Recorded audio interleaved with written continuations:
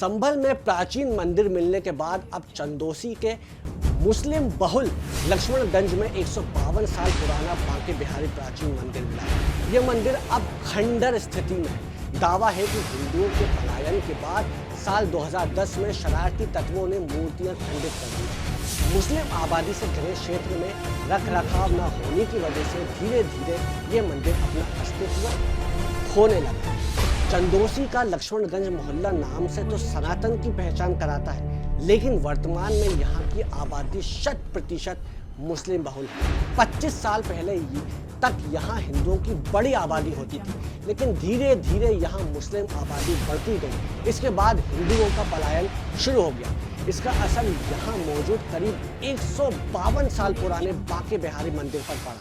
कभी इस मंदिर में सुबह शाम पूजा अर्चना होती थी। हिंदू समाज लोग दर्शन के लिए पहुंचते थे। मंदिर के संरक्षक रहे कृष्ण कुमार के अनुसार साल 2000 तक मंदिर में पूजा अर्चना होती थी। इस साल यहाँ पर शरारती तत्वों ने मंदिर में विराजमान भगवान बांके बिहारी की प्रतिमा और शिवलिंग समेत अन्य मूर्तियों को खंडित कर दिया। पुलिस कार्रवाई भी हुई, लेकिन फिर इस ओर कोई ध्यान नहीं दिया गया।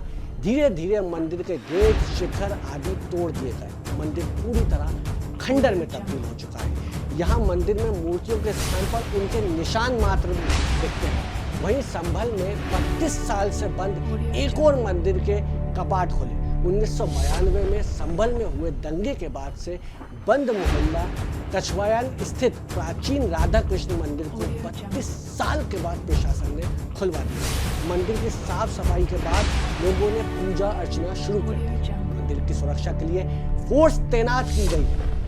नगर निवासी सुमित कुमार सैनी ने बताया कि 1992 से पहले मोहल्ला कछवायान में मिश्रित आबादी थी। यहाँ पर सैनी समाज के 200 परिवार रहते थे, लेकिन 1992 में दंगा भड़का तो मोहल्ला मुस्लिम बहुल होने के चलते सैनी समाज के लोग काफी डर गए, जिसके बाद लोगों ने धीरे धीरे पलायन शुरू कर दिया। कुछ ही समय में सैनी समाज के सभी परिवार अपने मकान मुस्लिमों को बेचकर हिंदू बहुल इलाके में जाकर बस गए, जिसके बाद मंदिर बंद हो गया था। मुस्लिम बहुल क्षेत्र होने के कारण सैनी समाज के लोग नियमित पूजन नहीं करने आते थे। यहाँ पर बताया कि मंदिर में लगे ताले की चाबी उनके भाई कल्लू राम सैनी के पास रहती है। त्योहार के अवसर पर ही मंदिर को गाहे बगाहे खोला जाता था। 32 साल से नियमित पूजा नहीं की गई। अब पुलिस प्रशासन की पहल से इस मंदिर को खोला गया। अब नियमित पूजन की जाएगी। संभल में एक और मंदिर के कपाट खुलने के बाद से हिंदू समुदाय के लोगों में खुशी का माहौल है। लोगों ने मंदिर पर पहुंचकर दर्शन किए और पूजा अर्चना कर खुशहाली की कामना भी की। दंगों और बवाल की कीमत दोनों समुदाय के दर्जनों लोगों ने अपनी जान देकर चुकाई। जब भी दंगा हुआ, डरे सहमे हिंदुओं ने मुस्लिम बहुल इलाकों से पलायन कर लिया था। यहाँ तक अपने मकान और संपत्ति भी औने पौने दाम में मुसलमानों को बेचकर चले गए। मोहल्ला कछवायान से पलायन करने वाले सैनी समाज के लोगों ने बताया कि जब 1992 में दंगा हुआ तो दिन रात भय सताने लगा था, इसलिए धीरे धीरे सभी परिवारों ने मोहल्ले से पलायन कर लिया। सभी ने अपने मकान बेच दिए और राधा कृष्ण का प्राचीन मंदिर में ताला लगा।